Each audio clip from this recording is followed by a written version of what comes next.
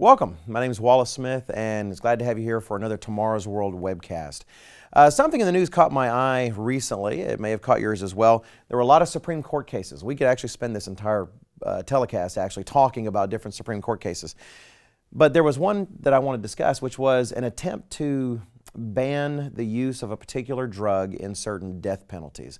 You see this attempt over and over where individuals are trying to essentially get rid of the death penalty for hardened criminals by banning certain aspects of it. And actually, this is a report, this was from CNN. Actually, Supreme Court takes up death penalty drug case on May 1st.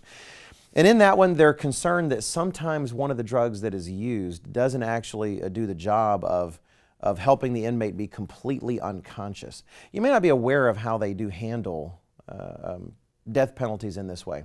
Generally, they will give the convict who's been convicted of murder or rape or something grievous and serious, something that will put them to sleep so they don't feel any kind of pain. So he's unconscious. Then they'll give them another drug, usually, that paralyzes them so that even any involuntary movements that might seem somehow dishonoring or might somehow reduce his dignity is given. So the body is still and seemingly lifeless and unconscious. Then they finally give another drug that is meant to stop the heart.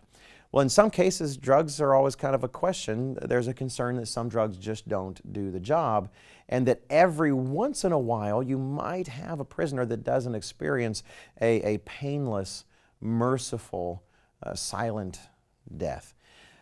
So that's really big, and you see Supreme Court cases like that all the time by certain ones that do their best to try to get rid of the death penalty. At the same time, in the news, for instance, I have an example here out of Kansas.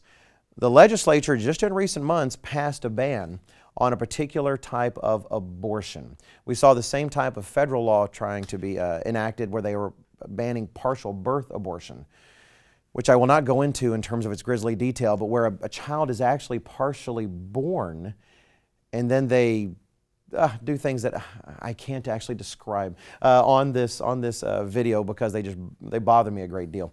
But in Kansas recently, there was another form of abortion that is done much earlier in the second trimester, which again, please forgive, I need to give some detail. The truth is grisly, but I will tone it down as much as I can.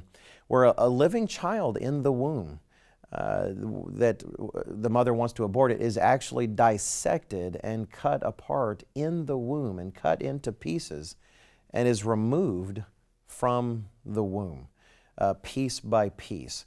And the state of Kansas passed a ban on that and felt that that is an inappropriate way to treat a human life in the womb.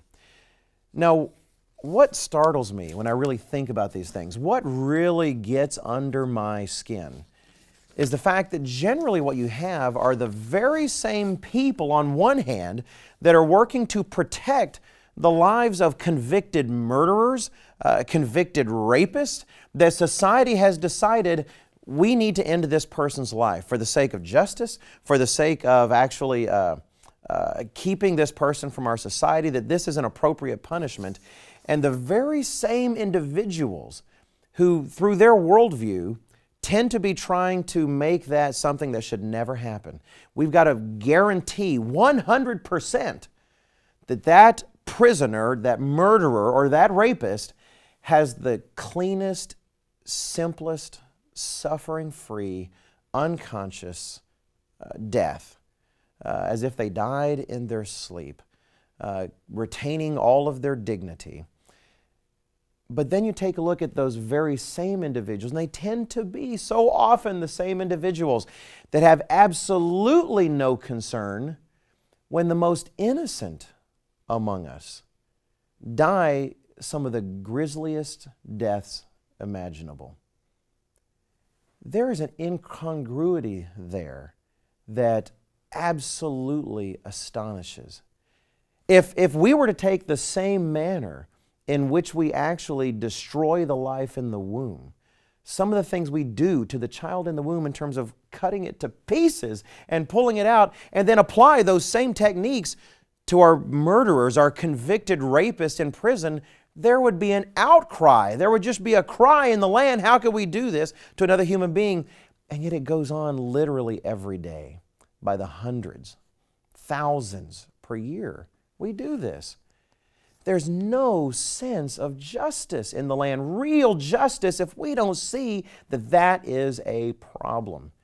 And God notices. God actually says in Psalm 82 and verse 2, He asks a question, and this question should be asked of our society. How long will you judge unjustly and show partiality to the wicked? Why do these things happen? Because as a society in general, we do not fear God anymore. But we should. God takes notice of that. And when God sees a society that treats its hardened criminals that have murdered and have raped and have atrociously abused others, and we treat them with a gentler hand than we do the most innocent amongst us, we can rest assured there's a time coming when our society will be held accountable. And I hope we keep those things in mind. I hope this webcast has profited you in some way, and I do hope you'll check out our other materials on Facebook and on Twitter and at tomorrowsworld.org.